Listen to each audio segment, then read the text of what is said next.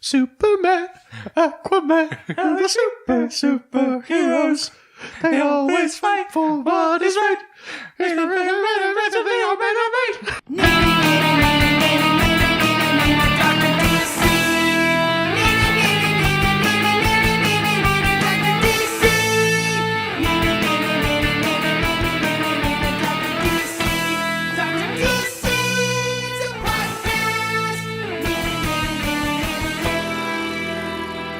Welcome to the Dr. DC podcast. My name is Colin, and next to me is the doctor himself. Hello. And as always, we are joined by our producer, Richard. Ahoy, huh?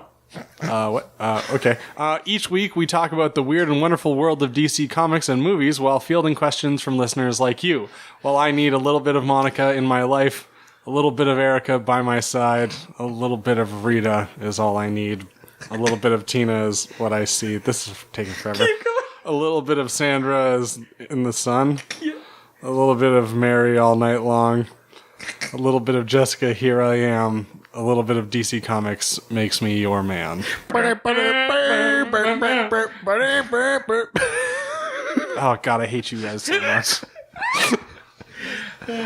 I did that literally 2 minutes before I left work.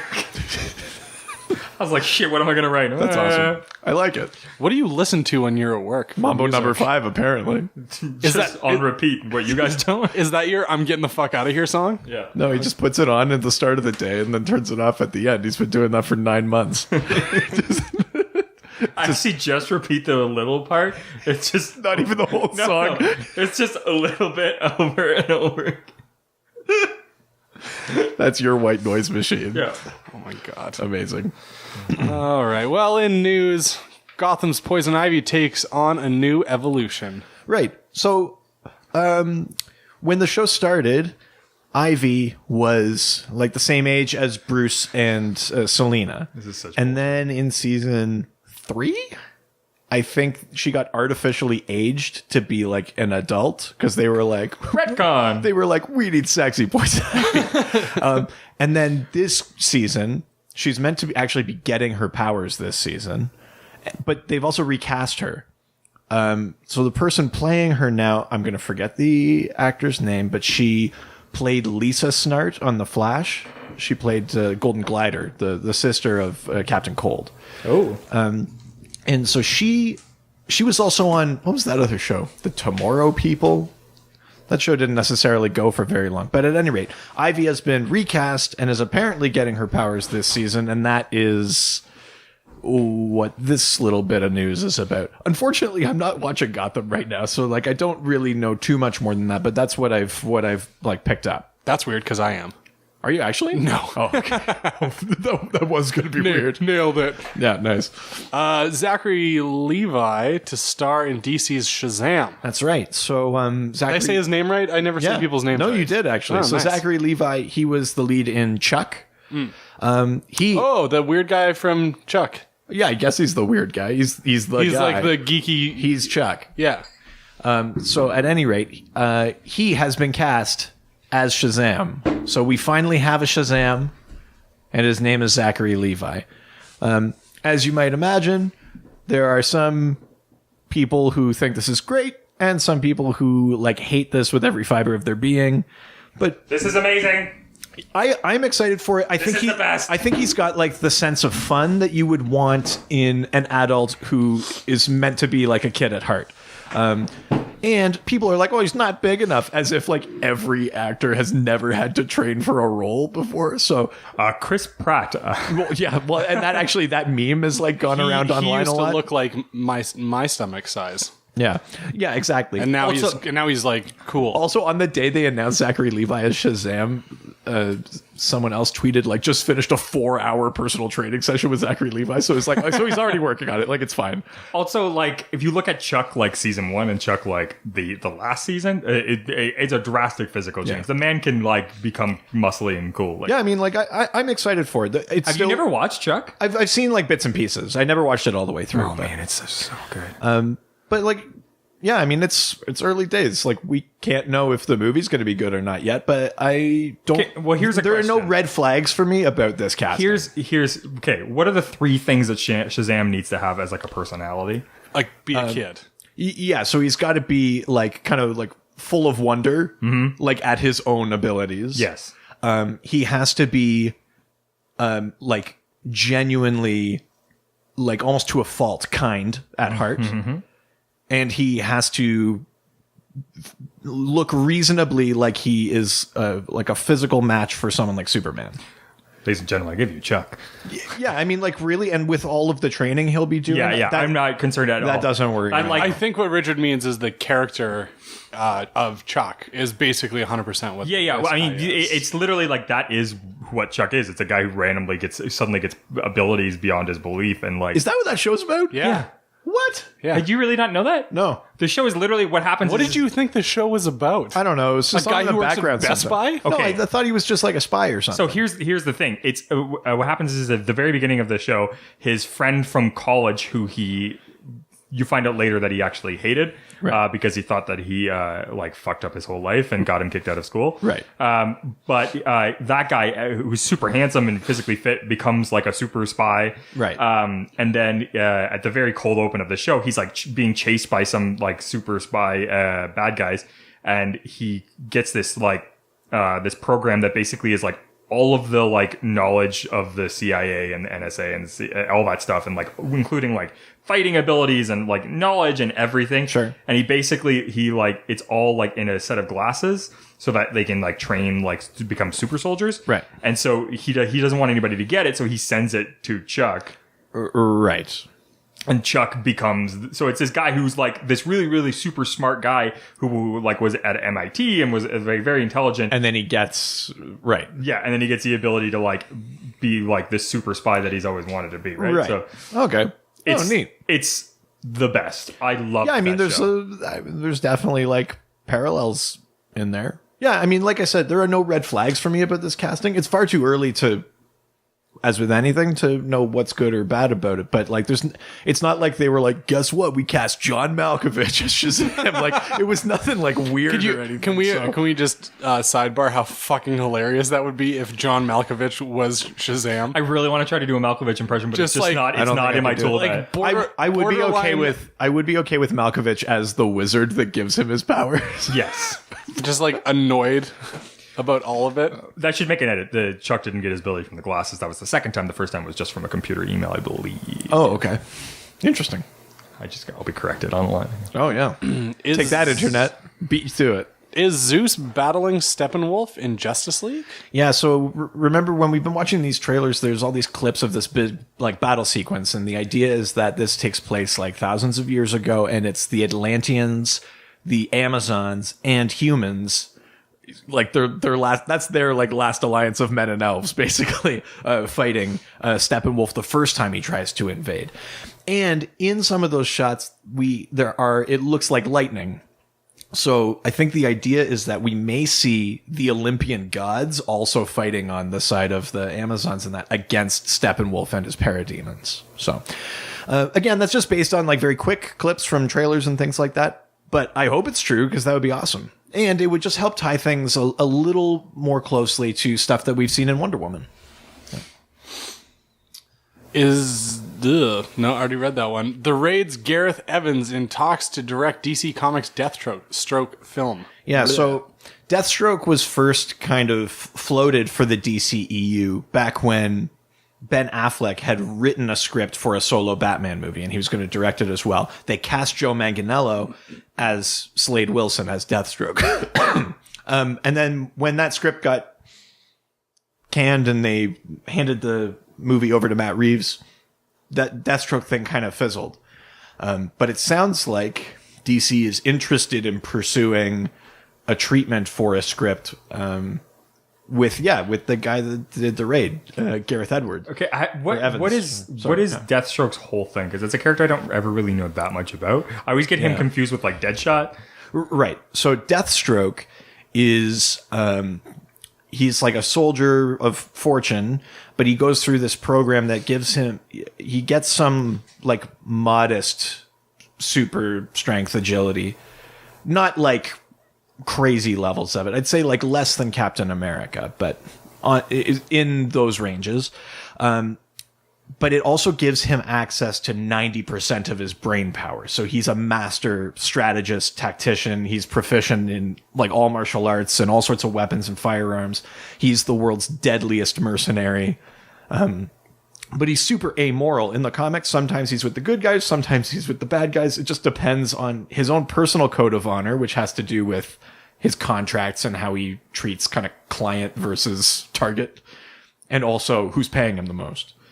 Deathstroke has fought the entire Justice League at once in the comics and basically won.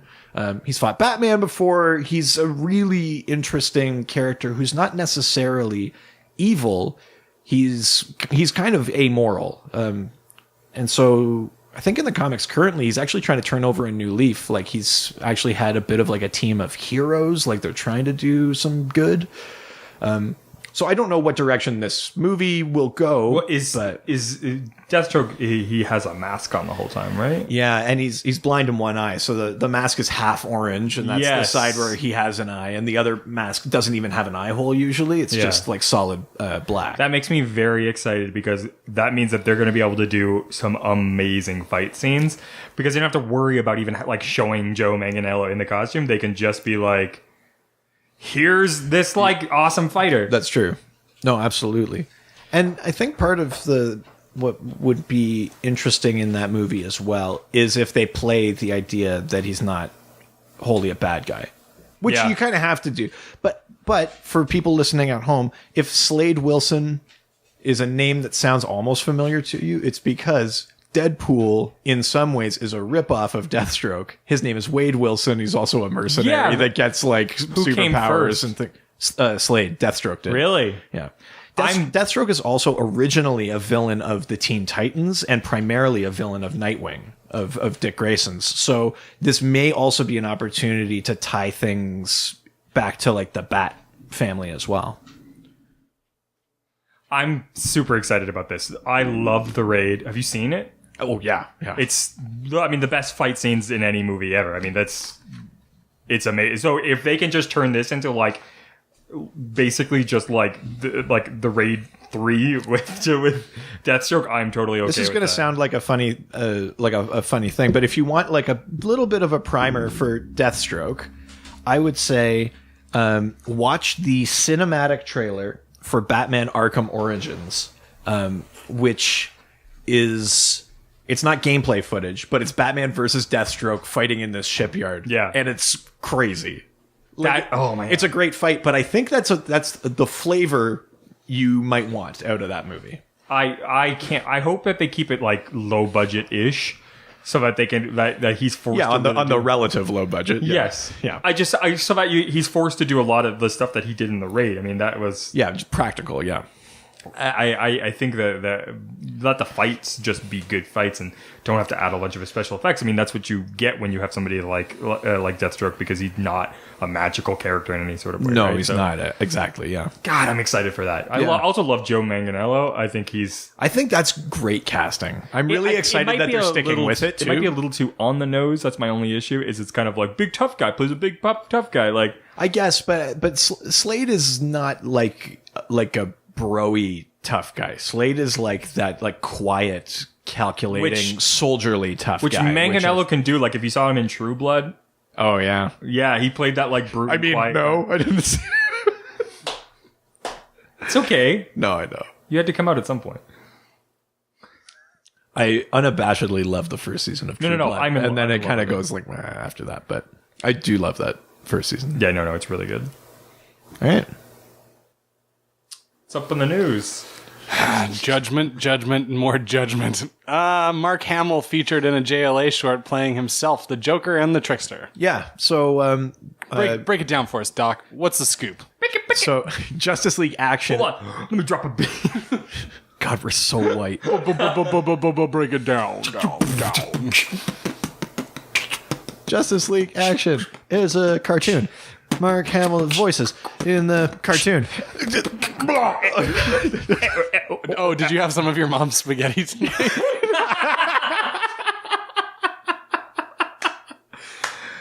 Nice. Thank you. Thank you. Yeah, so Justice League Action is the most recent like cartoon version of the Justice League that's out. It's a lot of fun. It's a really good show. So Mark Hamill for a long time has voiced the Joker. He also plays the Trickster, not only in the 1990 CBS Flash TV show, but he also voiced him in Justice League Unlimited, and he also played the older Trickster in the current Flash series. Which I love, yeah. So in this clip from Justice League Action, Mark Hamill, the actor, is kidnapped by the Joker and the Trickster. Are they just trying to like see what they can get him And so to do? he is doing all the voices, and Mark Hamill gets out of it by, like, in the show, by like being a ventriloquist and doing the voices of the other two, so they start fighting with each other. So like, as the Joker's driving the car, then Mark Hamill in the show does like a trickster voice, says like, you should turn left here, and then the Joker's like, I'll turn left when I want, like, and he's like pits them against each other that way. That's really funny. And then as they go through, they encounter Swamp Thing, who finally kind of stops them, who's also voiced by Mark Hamill.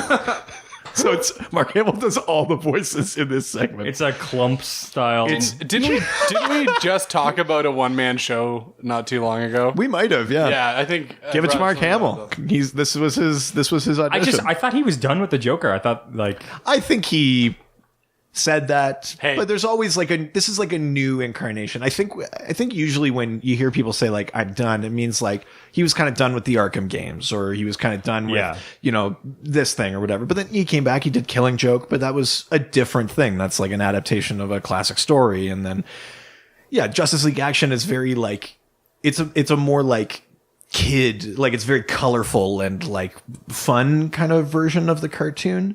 So I think that has some new energy that maybe if he did feel like he was getting bored with some of the stuff, this is something that can infuse like a little more interest or excitement for him. So lots of people have said they were done with things, but they find something to do in it. Yeah. I feel like Mark Hamill voicing the Joker is kind of like being in a motorbike gang. The only way to get out is to die.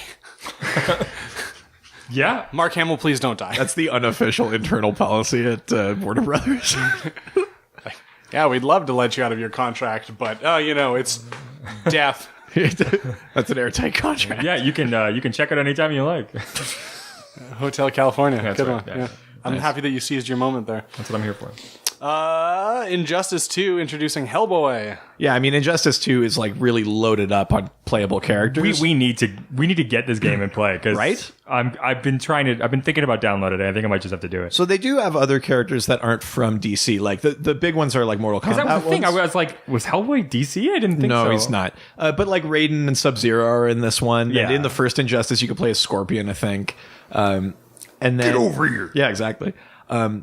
But yeah, so they just introduced DLC of Hellboy from Dark Horse Comics, famously played by Ron Perlman, and about to be played by David Harbour from can't Stranger wait. Things. Fuck, I can't wait. Who is David Harbour? He's on Stranger Things. The detective. Or the chief he's- of police, yeah. Hopper? Yeah. He's the best. Have you watched season 2 yet? I'm in the midst of it. Oh my god, what episode are you on? Episode 8, I think I'm Oh, on. you're like one episode away from me. Yeah, no.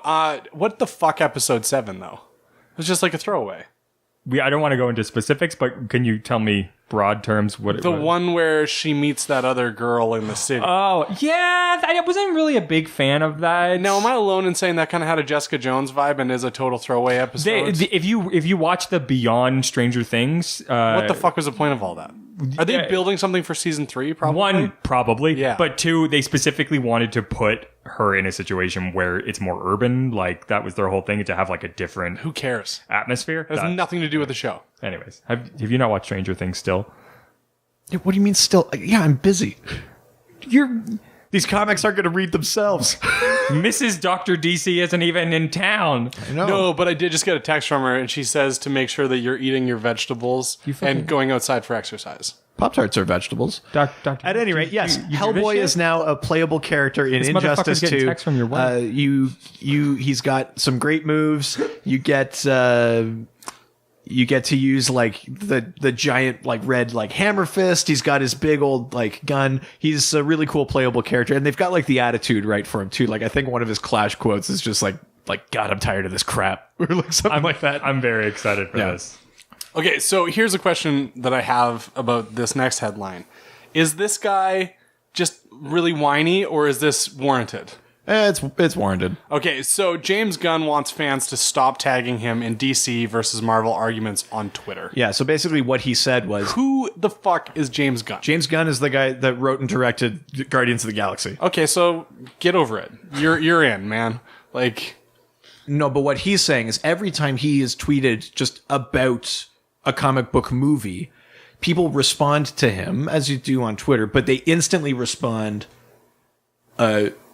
in the form of an argument about whether or not Batman versus Superman was good. It doesn't matter what he's tweeting about, it somehow always goes back to that. And these arguments, because it's online and people think that, like, it's okay to be shitty, get, like, really terrible. But because he's the original tweeter, every time people reply to each other, he's, like, stuck in these threads. So he just tweeted and said, like, first of all, your argument is stupid because some people will like it and some people won't. You'll never convince each other. And also, just, like, untag me if you're going to argue. Just, like, take me off of your thread because I don't give a shit. Yeah, well, he's right. He's right about all of it. So, like, guess what? If you vehemently love Batman versus Superman, that's dope.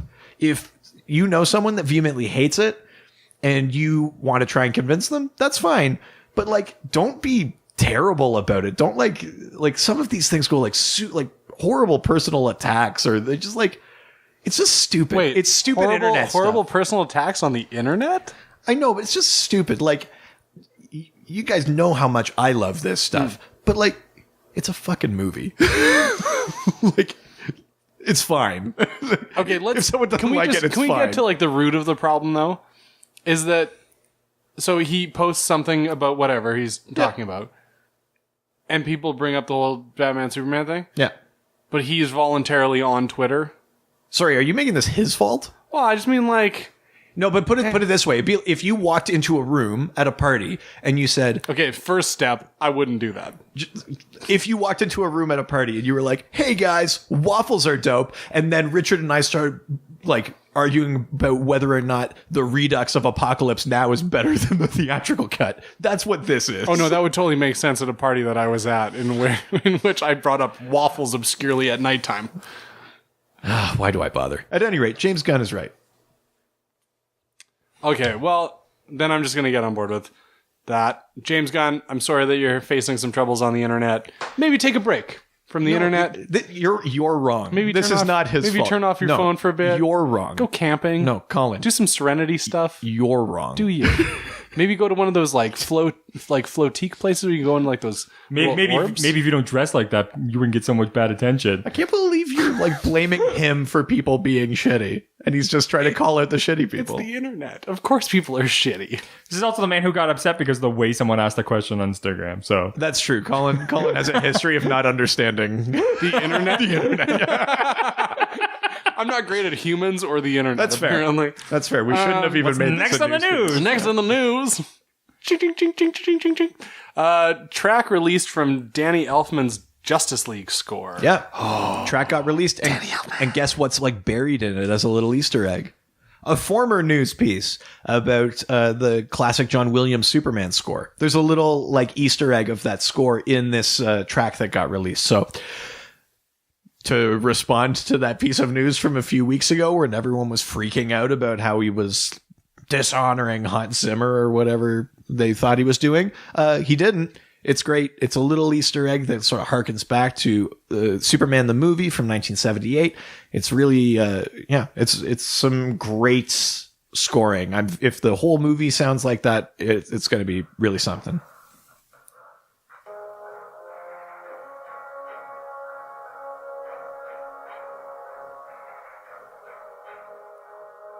Yeah. Is this the part where you're going to insert this in, or no? No. Oh, you're just going to weirdly jump from point to point on it?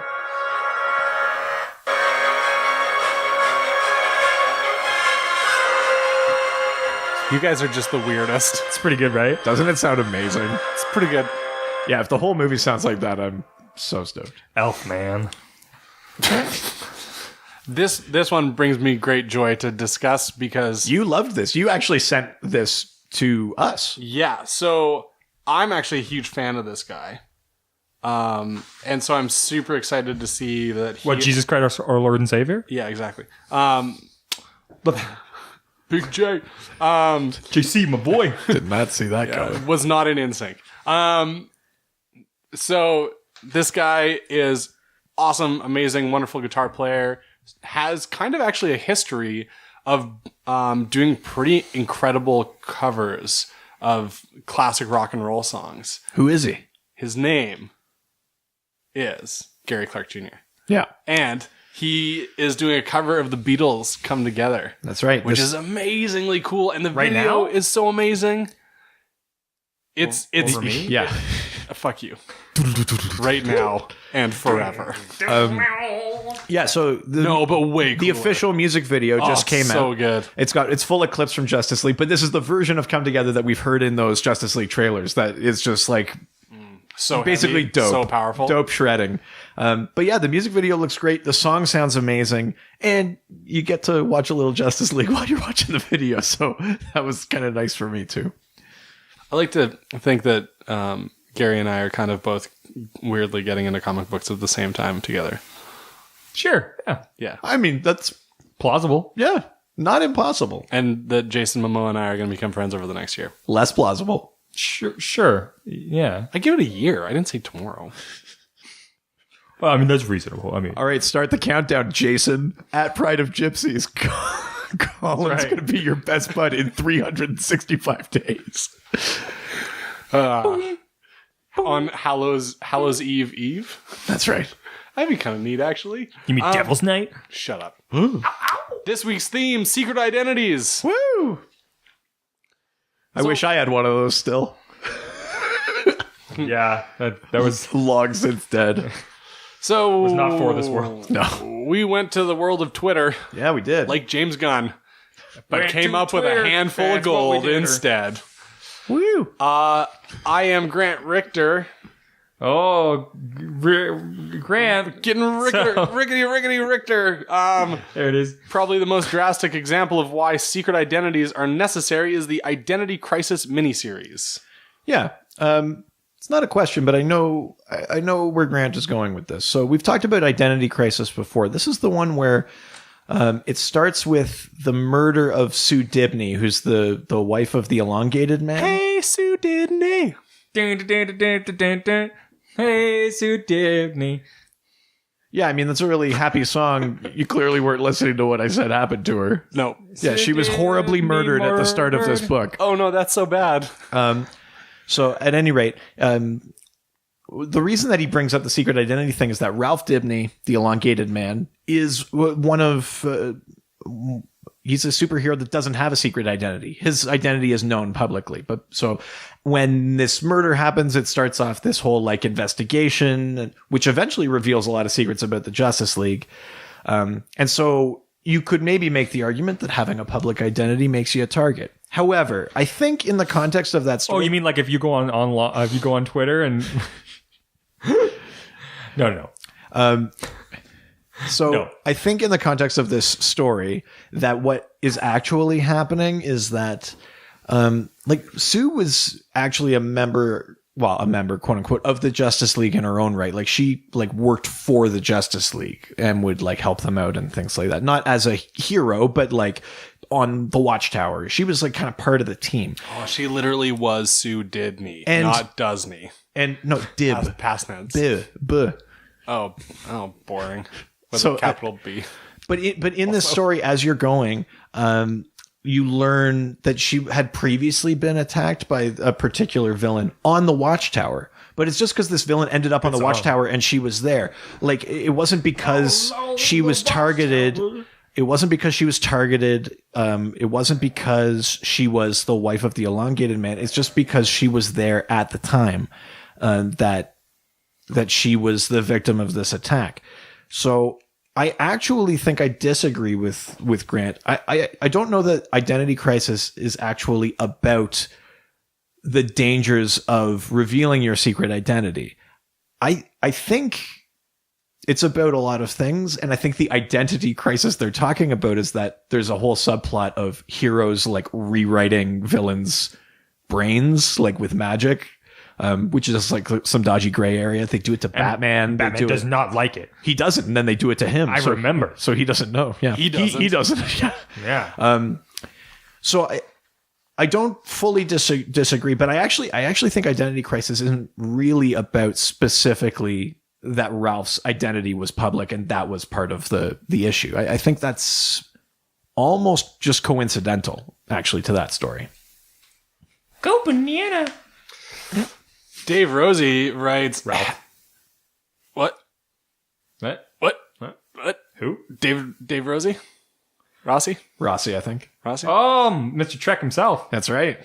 Has it always been that the heroes all know each other's identities? It's an aspect I don't care for. Seems like a lot of loose threads. Yeah. So in general, when you see these like super team books, Justice League and stuff like that, yeah, the heroes know who each other are. Even Batman? Even Batman.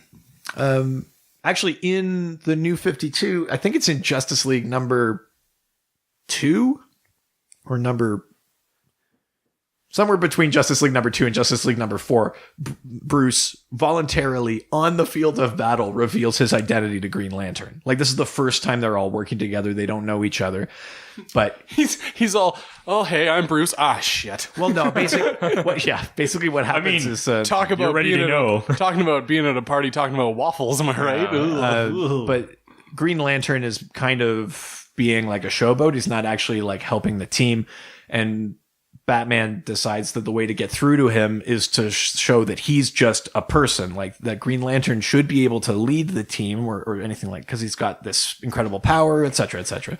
So he takes his mask off and he says, "My name's Bruce Wayne. I watched my parents die, blah, blah, blah, blah, blah." But this isn't... Hi, Bruce. Yeah, that's right.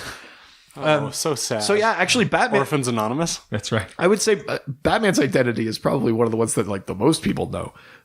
But that doesn't mean that everyone on a super team always knows each other's identities. A good example is in the beginning of the Teen Titans, Robin's identity is actually relatively well guarded, as is Bruce's. You would think that the sidekicks get together and be like, "Oh, like who's Green Arrow?" They would just like, but Dick actually protects that identity relatively well. Because he knows one day he will be the Batman.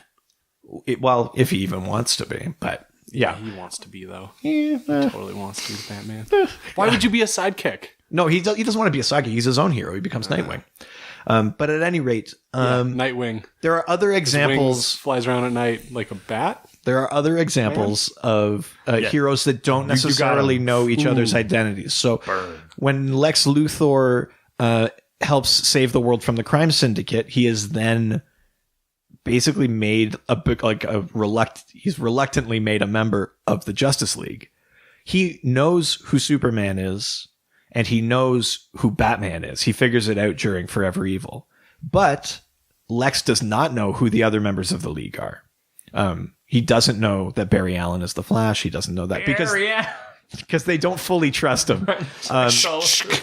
Because they are waiting for the other shoe to drop. Lex has seemingly turned over a new leaf, and Lex has been very relatively heroic in comics for like a couple of years now. But they're waiting for the other shoe to drop. So there's a bunch of heroes that have withheld their identities from Lex. And then there are other members of the League that just don't have secret identities.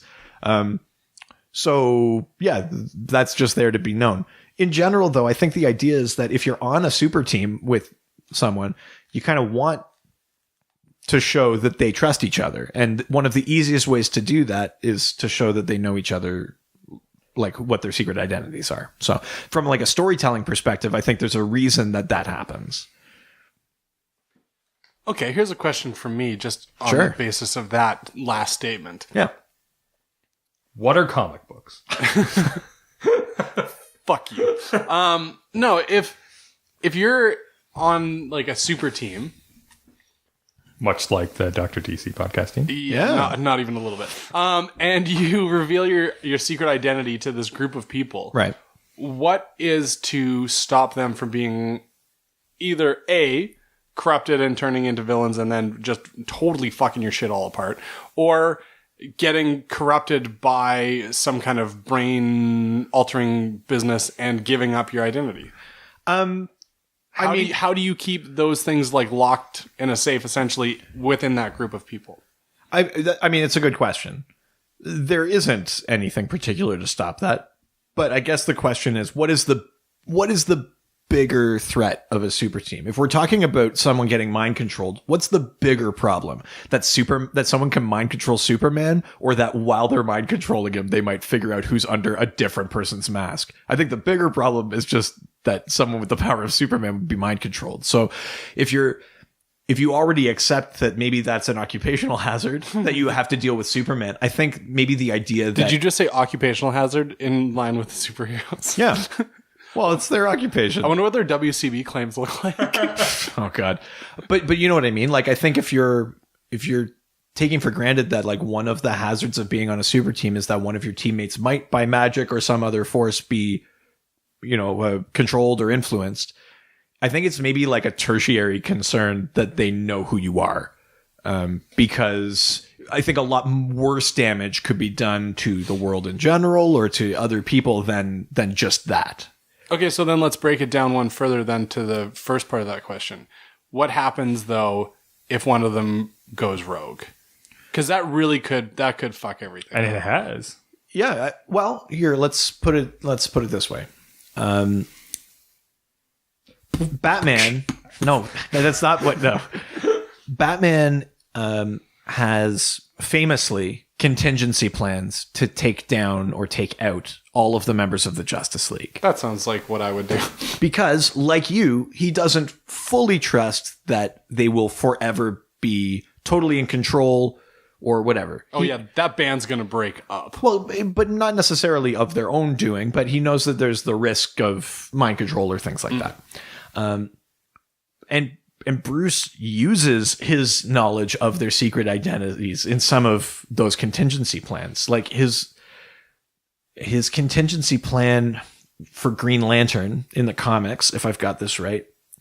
This is from the Tower of Babel storyline.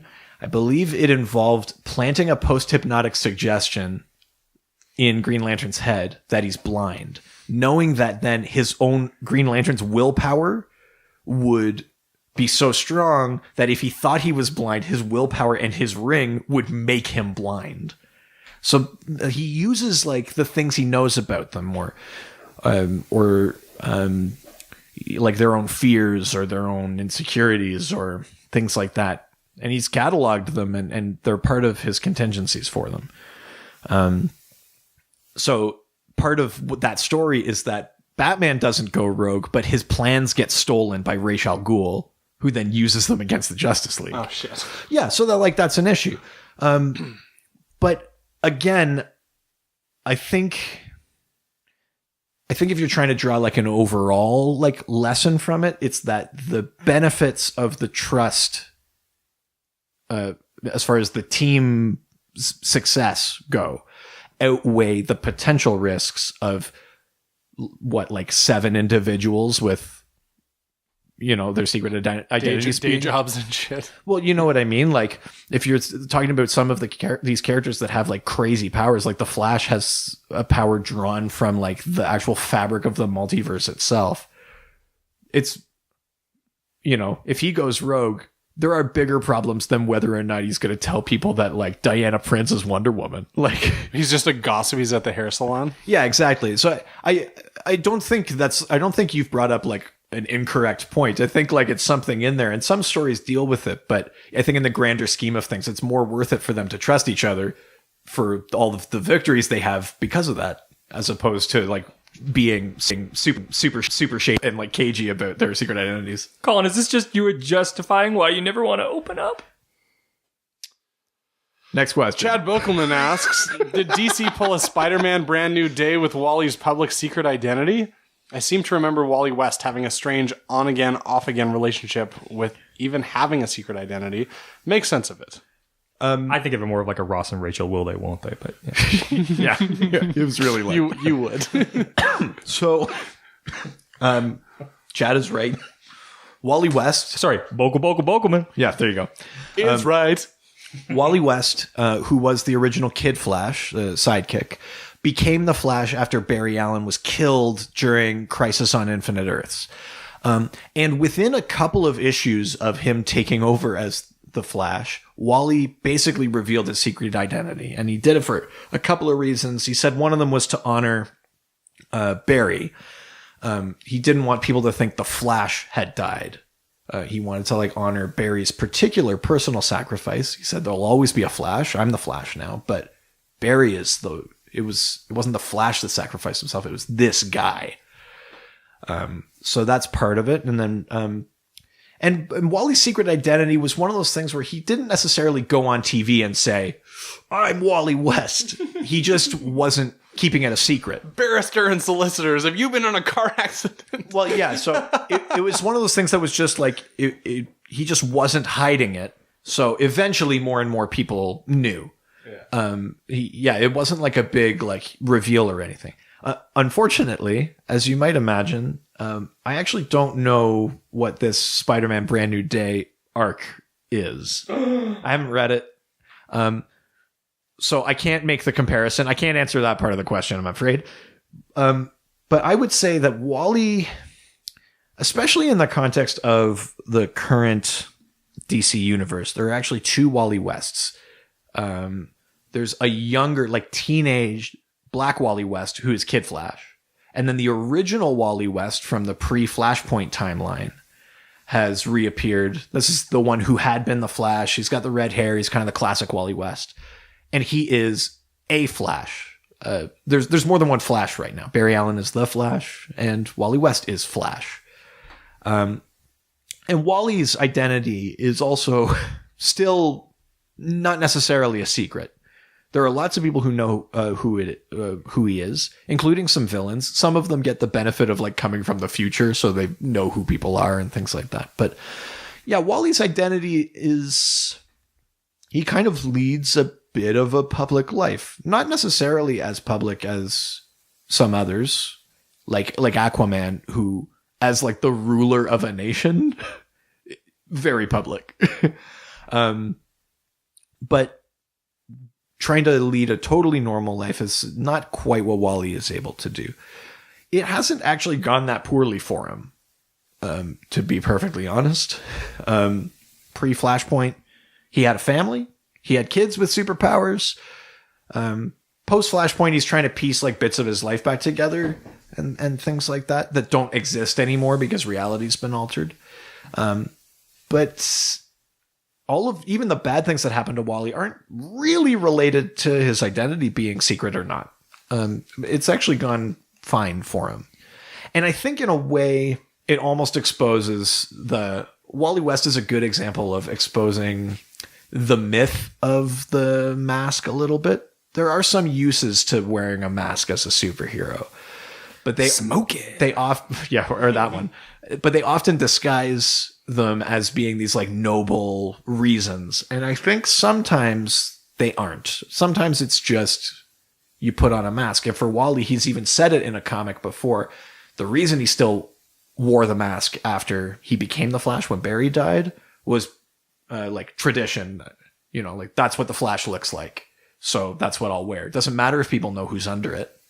If I'm going to be the Flash, then I wear the whole because it represents an idea, much less a person, right? Yeah, is that not really kind of the point of it all? Well, but then if you read like Batman, they almost make the opposite argument where the only way to make Batman an idea and not a person is for you never to know who he is. Well, no, that's what I mean. Like the whole idea of covering up one's face and being a symbol. Yeah, I mean, there's an aspect of that, but but Wally was making the opposite point. He felt that it was more important for the Flash to exist than for people to know that the Flash died fighting the Anti-Monitor. To him, he wanted to honor Barry's personal sacrifice by making sure people knew that it was that guy and not just this sort of amorphous symbol that did it. He actually put like a human face to it and showed that Barry was, powers or no, he was a guy who laid down his life to, save the world. And I think both arguments are valid. But that's certainly where Wally was coming from, at least in that sort of post-crisis era. I feel like you probably inadvertently answered the question, having no understanding of what the question really was from my end. But I feel like Chad Bokelman will be excited about that answer, and we'll feel I'm sorry I haven't read Brand New Day, but if that sounds at all like it's related, then let me know. I feel like we should have one of those things that they have at the bar when you like tip.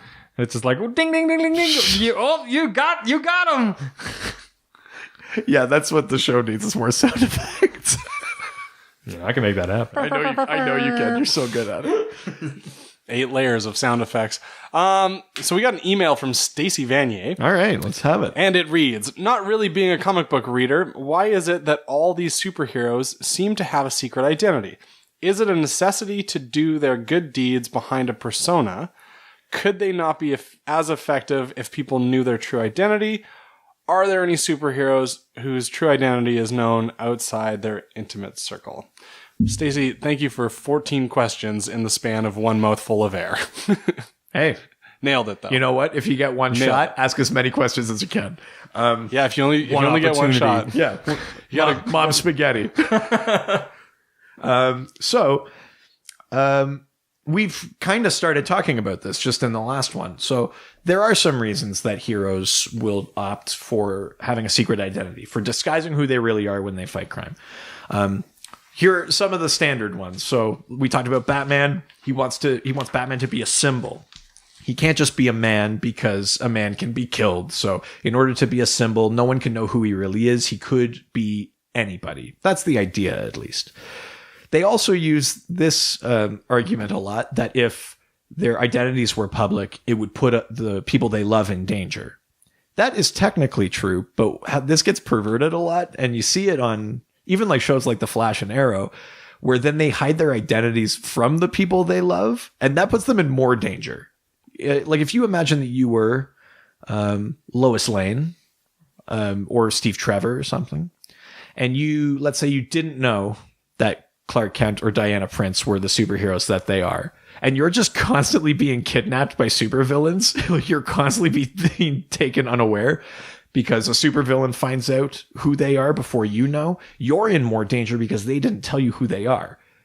Like, you could prepare yourself for that life if you're that close, if you're like in like a romantic relationship like Barry and Iris, like you should tell Iris that you're the Flash, so that if the Reverse Flash kidnaps her, she knows why. It's not just some random person has taken her. Yeah, like, so she's not like every fucking week a supervillain is like, how does this keep happening to me? Yeah, exactly. So there's a bit of like a dual thing. Like, they're not wrong. Having that identity out there is what puts them in danger. But when they also hide it from the people they love, they're also part of the problem. Yeah, because you know what? Sometimes you're not all about that life. Yeah. I think the other, we don't talk about this all that much on the show, but I think the other reason that you wear a mask if you're a superhero is that technically what you're doing is illegal. Even if you're not like Batman, like breaking into people's homes and like snapping their shins and things like routinely on a nightly basis. Even if you're just stopping muggings and things like that, that sort of like civilian vigilante intervention is not okay. They're doing it because the world needs them to, because the justice system of regular humans can't compete with these powers and things like that. So there's a certain acceptance of it. And you don't see in every comic, every time a hero stops a crime, the police trying to arrest them or anything like that. You develop over time this understanding that they fulfill a particular role in the new world order of like justice. Well, yeah, because there's crooked cops everywhere. Well, that too. They're letting it go. They're like, oh, thanks for having me not have to fill out all this paperwork, man. That too, but I also meant the opposite of that. But too old for this shit.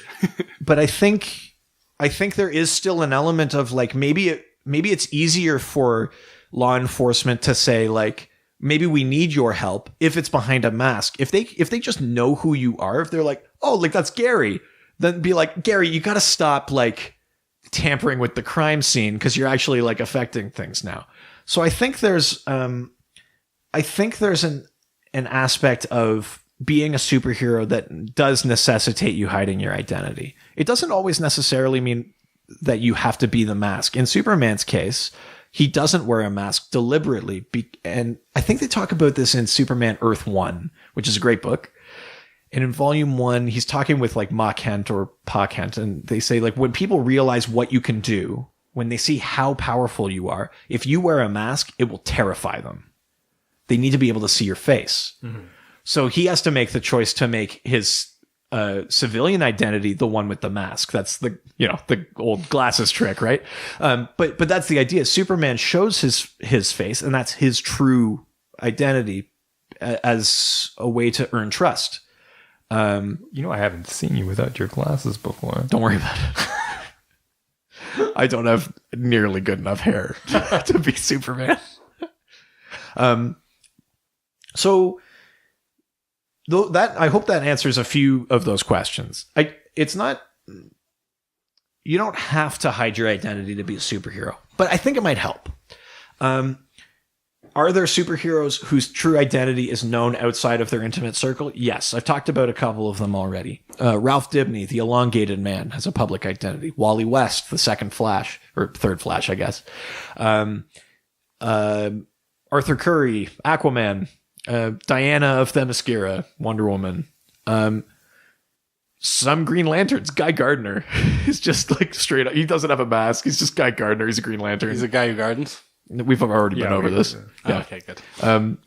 My attention span is pretty short.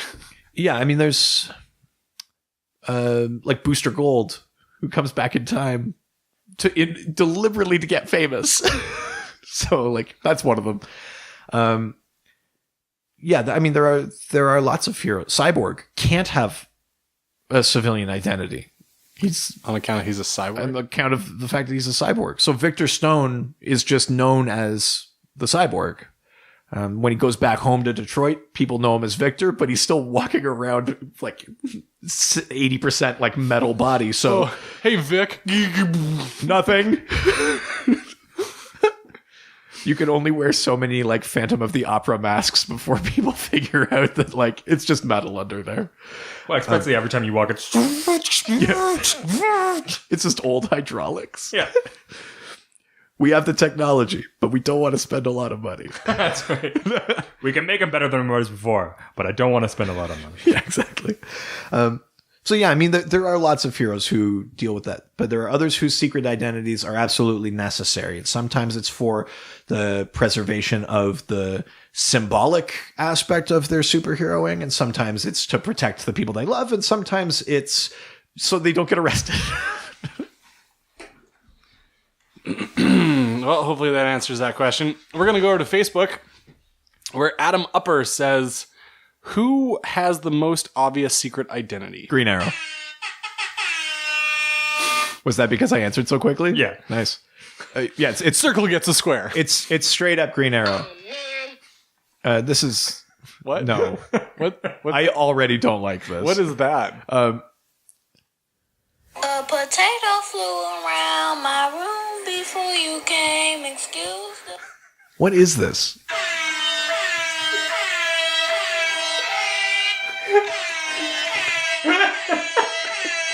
Did you make him do this? Because I hate this.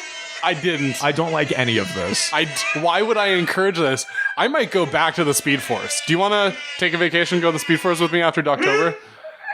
It's been done and so awful. It's actually really relaxing there. It's temperature regulated. I'm thinking about it. Potato. Okay. I'm going to go back to answering this question, Yeah, let's which do that. I did so well and so quickly. Who has the most obvious secret identity? Green Arrow. What's 9 plus 10? Stop doing that. Okay, A, I hate this. B, I love this. God, I'm so lost. The reason that Green Arrows is the most obvious one is that he's got that goddamn Van Dyke goatee. So he just puts a mask on over his eyes, but he's still got this blonde Van Dyke goatee. So they're like, hey, also Green Arrow, for like quite a bit in the comics, was like the mayor of Star City. So you're like, hey, isn't that the mayor in a green mask firing arrows into like robbers' chests? Be like, should he be doing that? He's the fucking mayor. Sure he can. And actually, right now in the comics, I'm pretty sure his identity is fully out that he's the Green Arrow. I think he's trying to play it off, but like, yeah, it's fully out. What about... He's doing the like elbow and wink kind of thing. He's like, I'm not the Green Arrow.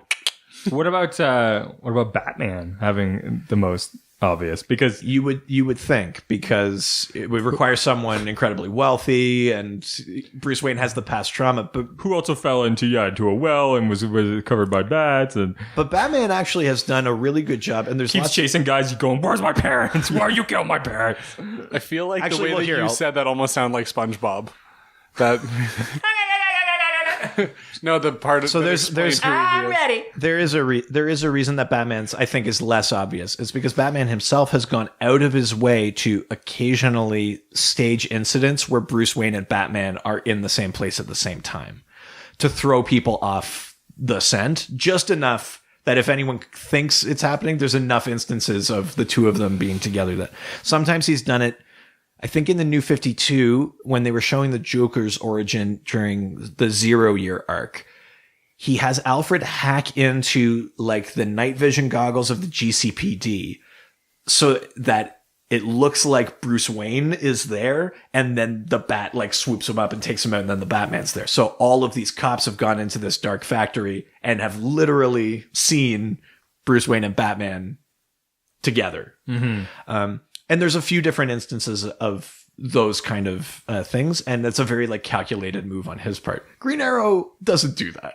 He's just like, I've grown this very particular kind of facial hair. Should I cover it when I go fight crime? No, I'll let this flow. Well, doesn't he just like constantly just basically everybody always knows who he is anyways? Like, Well, certainly in yeah, I mean a little bit in the comics, but definitely on the TV show. Yeah. Like I don't think there is I think there's been 3 separate occasions on the TV show where on TV Oliver Queen has been called out as the Arrow or the Green Arrow or whatever. Like there can't be anyone in Star City so stupid as to think that at one point they fake the Arrow's death. And then he shows up in a new costume as Green Arrow, but it's the same guy. And he goes, I'm not the Arrow, I'm the Green Arrow. And everyone's like, oh, this is a totally different guy that we've seen on TV before. Like, so it does get a little ridiculous on the show. it's almost as bad as Superman. Yes. The only thing I would give Superman, I mean, it's weak reasoning, but the only thing I would, other than a firm handshake. the only thing I would give that secret identity is that no one would be looking for the most powerful man on the planet in like a desk job, in like the form of someone who's like timid and shy. It's that they're kind of deliberately overlooking him in like that sort of psychosomatic sort of way. Yeah.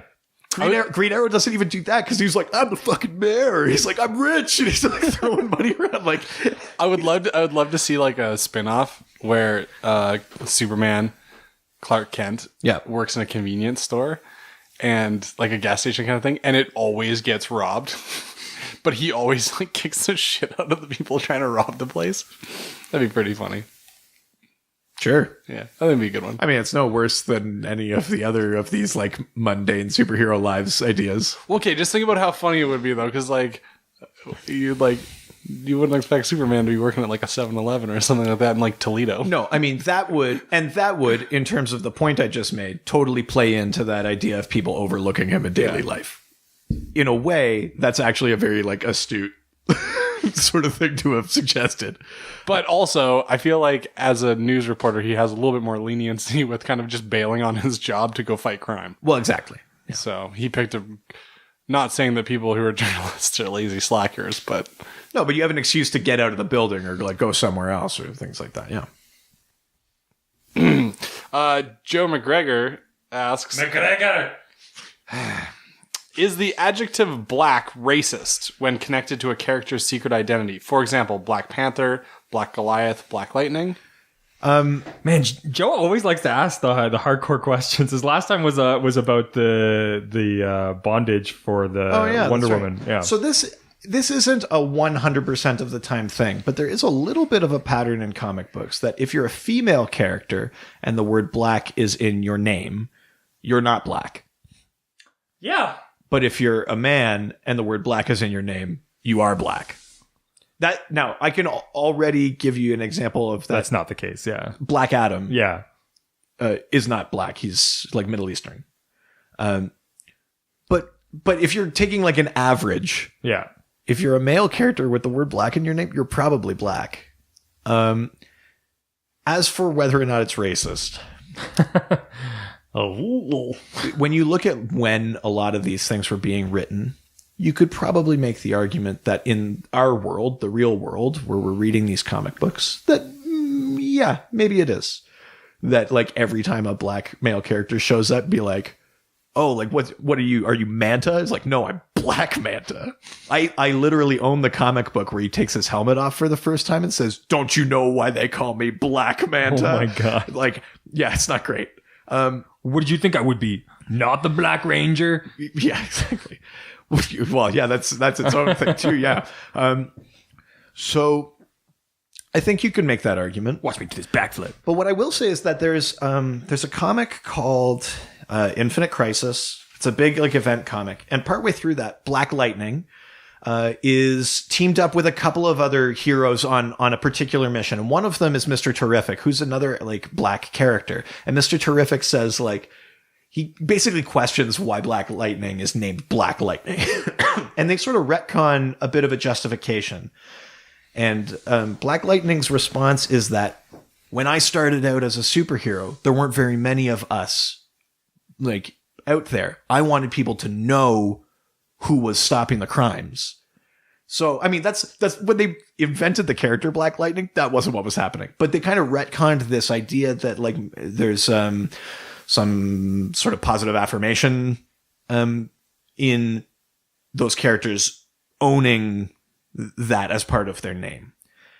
Does that make it less racist in retrospect? Possibly not.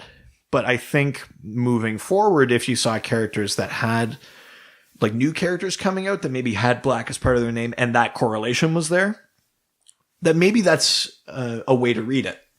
I like that idea that Black Lightning calls himself Black Lightning so people know that it's a black guy doing good in his community.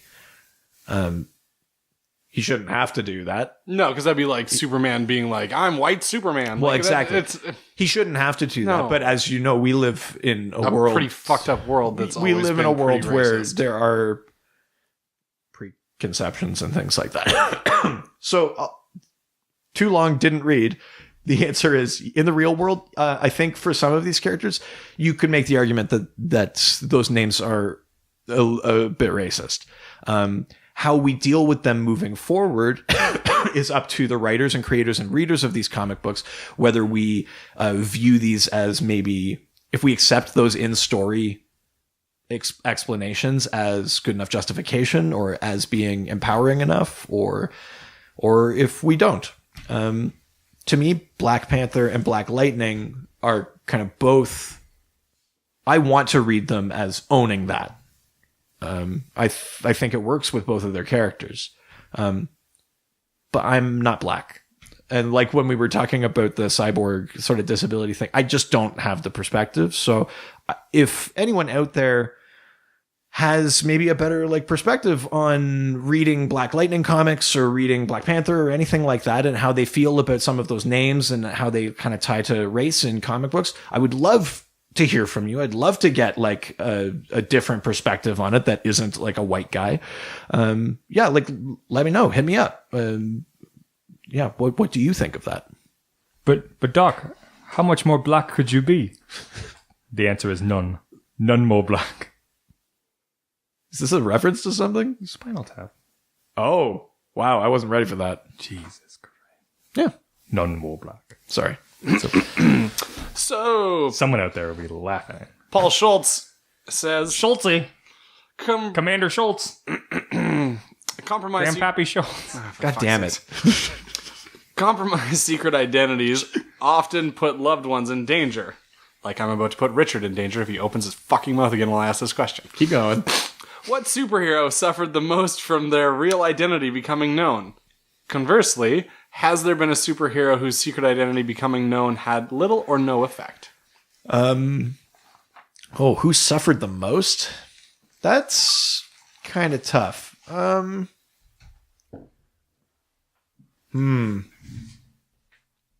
not actually sure who suffered the most. I think you can maybe make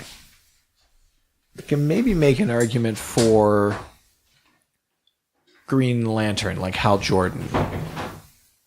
It's a weird one to make, though, because his identity is just straight up public when he's not on Earth. Like, when he's being a space cop, he doesn't have to hide his identity on a different planet. Like, who are they going to tell?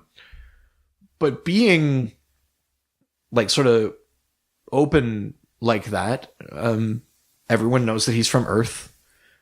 A lot of people know, like, what city on Earth he's from. It made Coast City a target during Reign of the Supermen. Cyborg Superman and Mongol actually wiped out Coast City, and that's the storyline that led to him becoming a supervillain for a little bit, because he goes crazy after that. The Sinestro Corps comes after Earth, goes after the Green Lantern Corps. Like, there's Carol Ferris, who is Hal Jordan's love interest, is targeted. She's the Star Sapphire. Like, there's a whole thing with the emotional spectrum and them playing off each other. I mean, you could maybe make the argument. I don't know that he's suffered the most, but his life has definitely been, like, turned upside down maybe the most by just having an identity that people can trace back pretty easily. This is actually, like, a very tough question. You would think it would be Batman, because Batman's always the one who suffers the most. But I think actually Batman revealing his identity to people has actually strengthened relationships. It's brought him out of the darkness a little bit. If anything, I think Batman is stronger and better for having his identity known by more people. Obviously not villains, but like actually sharing that, I think, has made Batman better than he would have been if he was totally secretive. Characters whose secret identities have been revealed and it didn't really affect them. I think Black Canary. Black Canary is pretty much just out there as a superhero. She went, like, in the comics, she recently went on tour, like, with a band. Like, she was the lead singer of a band, and the band was called Black Canary. And in the middle of a bunch of concerts, she had to fight crime. So, people know who she is. So she's kind of like Josie and the Pussycats. Actually, do you know what? You would probably like that series. I might give that to you to read. But yeah, Black Canary might be one that it hasn't really affected her too much. Like I said, Wally West, I don't think that really went all that poorly for him in the grand scheme of things. I will say that one person who they haven't necessarily suffered for it yet, but the danger is there, is Superman. And particularly people that know his, like, lineage. Like General Zod knows who he is, knows that he's Kal-El of Krypton, can match him strength for strength, and also knows more about his ancestry and his history, can access, like, the Kryptonian technology in the Fortress of Solitude. Now knows that he has a son.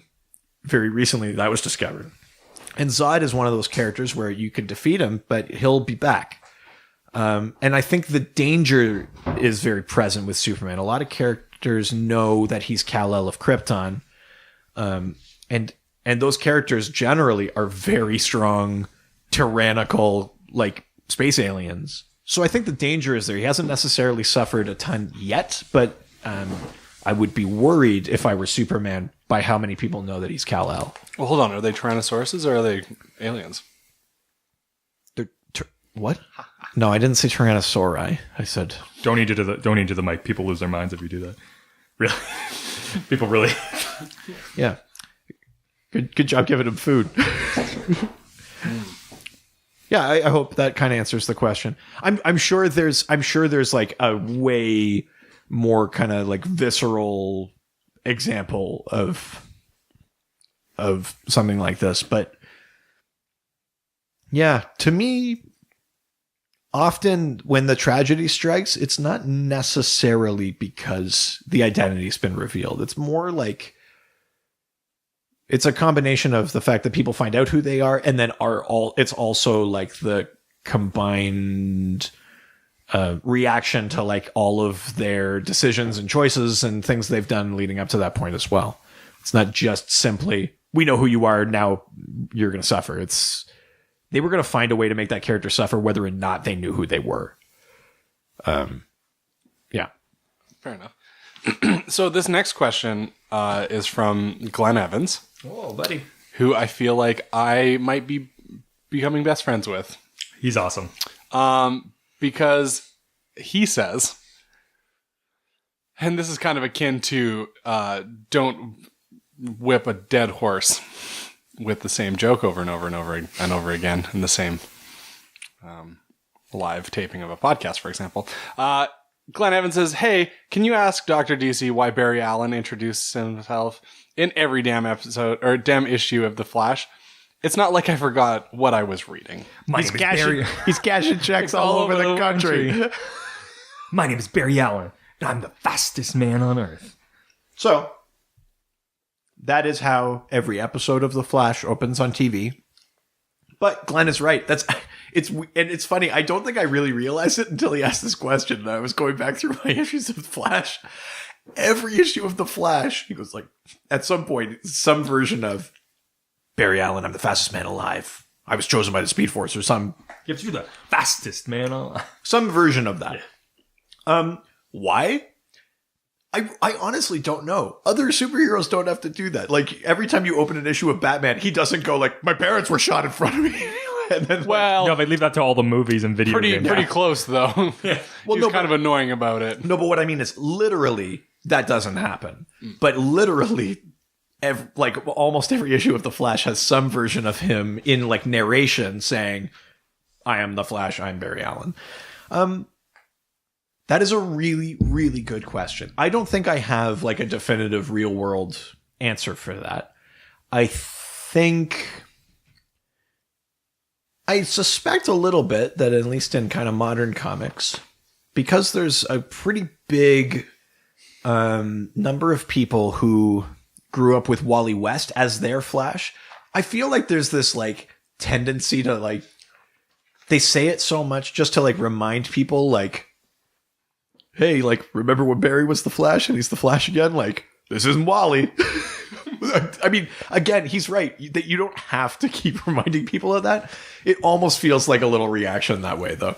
I don't actually have an answer for that, but that is a hilarious observation that I hadn't really picked up on until you brought it up. So thank you for saying it, because now I'm not going to be able to read an issue of The Flash without that. Maybe they just assume that every issue is a brand new set of people reading it. Yeah, I mean, there's an element of it that isn't a terrible idea, but maybe do that like arc to arc. You know, like at the start of a storyline, say like, you know, I'm Barry Allen, and like last week I took down Gorilla Grodd. This week I'm running, or like whatever. But like this week I found out I didn't quite get him, so now I'm running. Yeah, that's right. But like every issue, like even internally in an arc to do it, does seem like overkill. That's really funny. I really like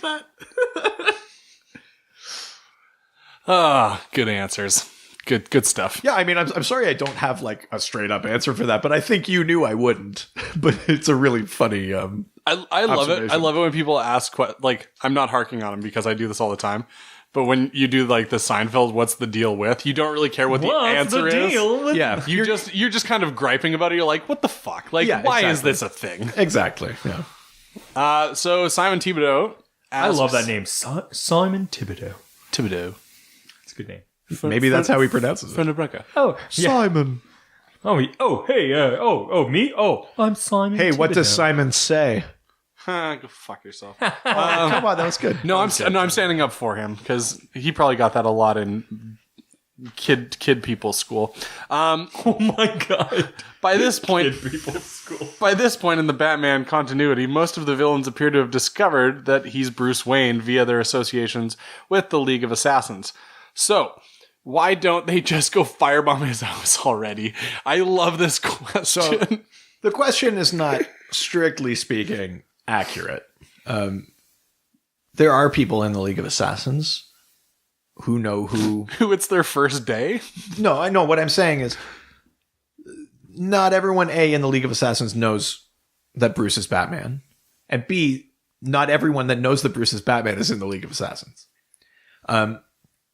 Let me address this construction of it first. So the reason that the League of Assassins doesn't go after Bruce is because Ra's al Ghul has like a professional respect for him.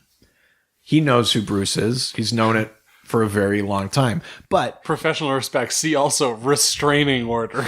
well, no, but like he actually he thinks Batman doesn't go far enough, but he knows that Bruce is the world's greatest detective, one of the best martial artists on the planet, and he respects his like tenacity and those characteristics about him.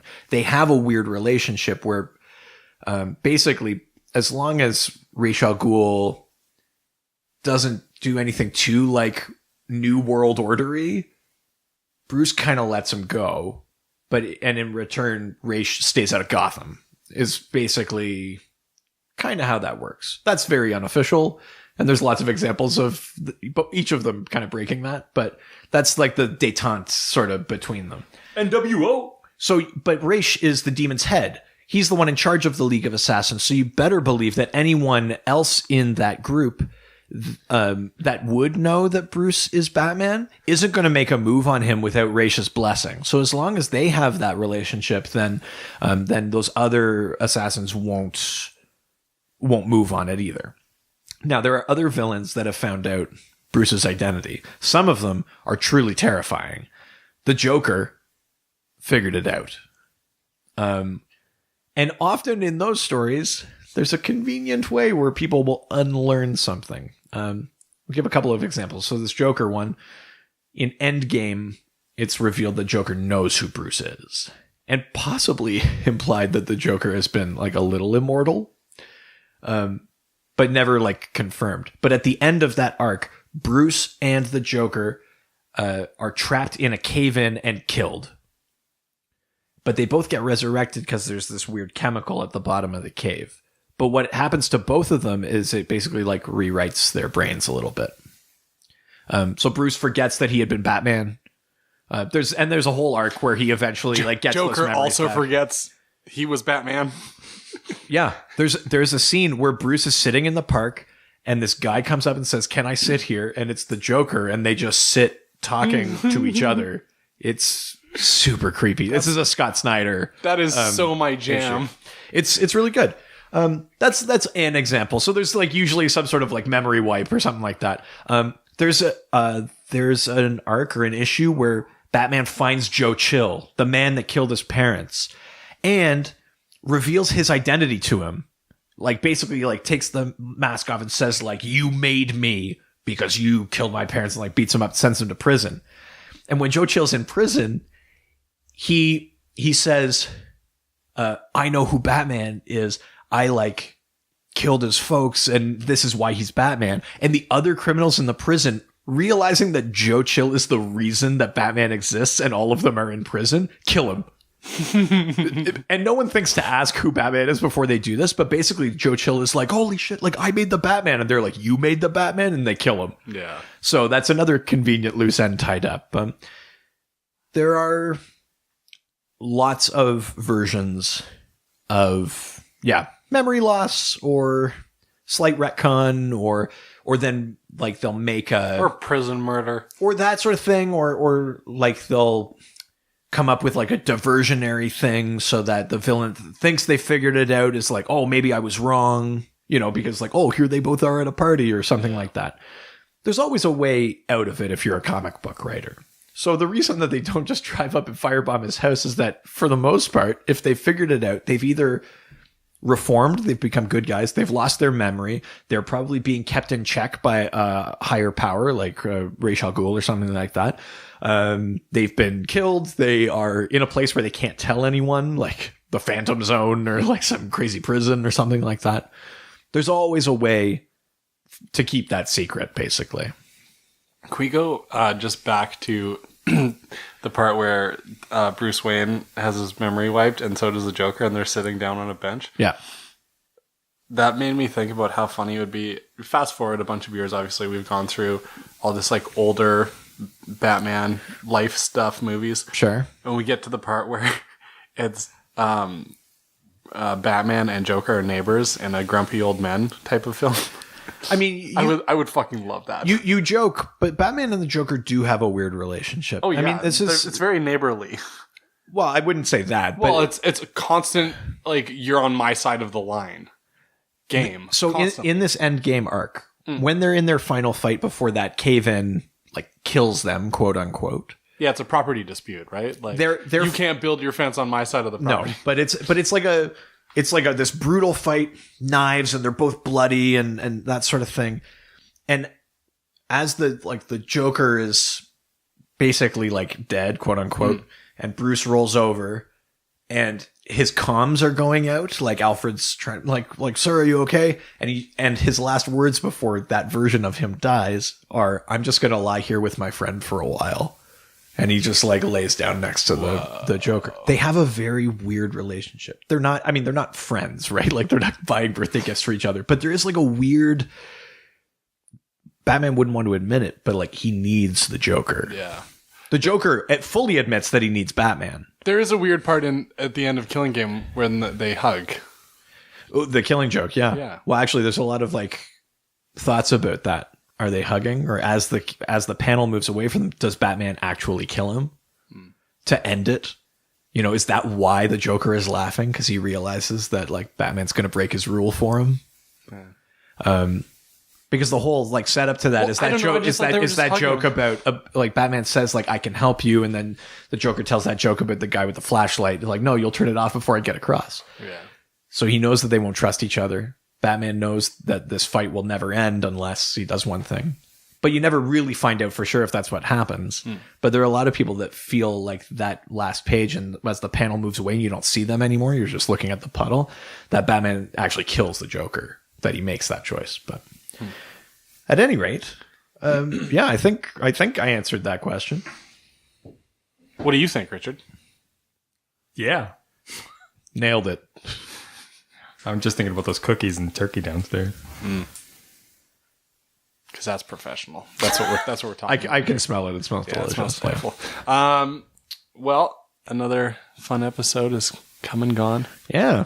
You've sat actually here listening to it. Or gone running and listening to it. Whatever. Not to take like too much more time, but I do want to just do like a quick little. Since we're talking about secret identities, I've had this comment passed along to me by a few different people that listen to the show that they're impressed with how much Colin has been like retaining. I kind of just wanted to throw some names out and Colin, see if you knew what superhero they were. Oh, I did not sign up for for pop quiz. No, I don't care who asked it. Some of these you know. Okay, hit me up. Try me with like one. Let's go easy. Clark Kent, Superman, Bruce Wayne, the Joker. Just kidding, Batman. Yeah. Arthur Curry. Aquaman. There you go. Very good. That's just Jason Momoa. Can we rename him? Is that possible? Sure. Jason Momoa. Yeah, Aquaman. Right. Hal Jordan. Nope. Something Lantern. Green Lantern. There you go. I want to try a couple of maybe slightly weirder ones, but the ones that I think you still might know. Harvey Dent. Two-Face. Jonathan Crane. Nope. Scarecrow. How about Diana Prince? The Black Canary. No. Oh, no, she's the Wonder Woman. Yep. Dinah Lance. Go fuck yourself. Is Black Canary. Okay, nailed it. Yeah. Oliver Queen. Nope. Green Arrow. One more, just because I'm having fun with this game. I like I like this game. Barry Allen. Go fuck yourself. Go fuck yourself until the end of time. I just said the name. I didn't even say it in the voice. Yeah, I know where this is going. Okay, just Barry Allen. Yeah, he's cashing checks all over the place. Yeah, beat it. Why did you say it? Because I'm annoyed about it. I don't even do that joke. It's the You Flash. just brought There's that a up. Yeah, Flash. he's the Flash. Exactly. Yeah, good. Yeah, I just wanted to test it out. I have literally had people giving comments to me that they are like Colin really seems like he's like picking it up. So I'm impressed. yeah, and I mean some of that, like when we think of back to like the first episode, you couldn't even tell me what planet Superman came from. Well, no. I probably still can't. I think you can. Starts with a K. Oh, it's the crypto one. Krypton, yeah, precisely. See, this is already like crazy progress. So, yeah, sorry, I just wanted to do that little game because I know we were talking 21 episodes in, and I'm a real boy. I think it's good. This is the whole point of the podcast is to like share some knowledge and like I think if you're picking it up and you're like enjoying it and you read The Killing Joke and you liked that, like, I think if you're doing that, then hopefully hold on. Let's get honest. I didn't read The Killing Joke. I watched. Well, that's right. I forgot. Well, and I didn't really read the Halloween long one. I listened to the audio. Sorry, that's what I meant. I actually meant Long Halloween. I just misspoke. But Yeah. yeah. At any rate, that's all I wanted to do there at the end. Just a little Cool. little quiz. Well, if you guys would like to ask us any questions or send us any fan mail, you can send us an email at drdcpodcast@gmail.com or hit us up on our Facebook page, Dr. DC Podcast on Twitter, @Dr. DC. and not James Gunn. You can tag us in fun pictures on Instagram. Dr. DC Podcast. Make sure you go to iTunes and rate, review, and subscribe. Give us 5 stars and leave a what Colin does, and we'll make sure that he reads it on the air. Or right. I will keep making ridiculous songs. It's Mambo number 5 lyrics. I feel like you're not selling people on doing it because you make such good ones and they're so ridiculous. They're just next one's just going to be racist. I refuse to read it. I'm going to start finding out all of your guys' personal information. I'm talking about you. You're listening right now. I'm going to find out your personal information. I'm going to post your credit card number. Yeah. Stop. We're going to lose. I'm going to get you. I'm going to get. Oh my God, yeah, no. Look to your right. Do you see that? You see your girlfriend? She's really cute, right? Be terrible if something bad happened to her. What the hell is happening? What the fuck is going on? I thought you wanted motivation. I don't understand. No. Stop using women as props to motivate other characters. That is literally women in refrigerators. Jesus. This guy, right? We're going to have to do an episode on that. We are. But yeah, and if you listen on Google Play, you can leave us a review there as well. Same sort of rules apply if there's like a star rating system there. And and then also check out our website, drdcpodcast.com or .ca. That's right. All right. Well, that was fun. Tell your voice. Some kind of sign off. Adios. Doctor said I wouldn't get so many nosebleeds if I keep my finger out of there. Can we get sued for that? Aquaman, all the superheroes. They always fight for what is right. Live with danger and adventure.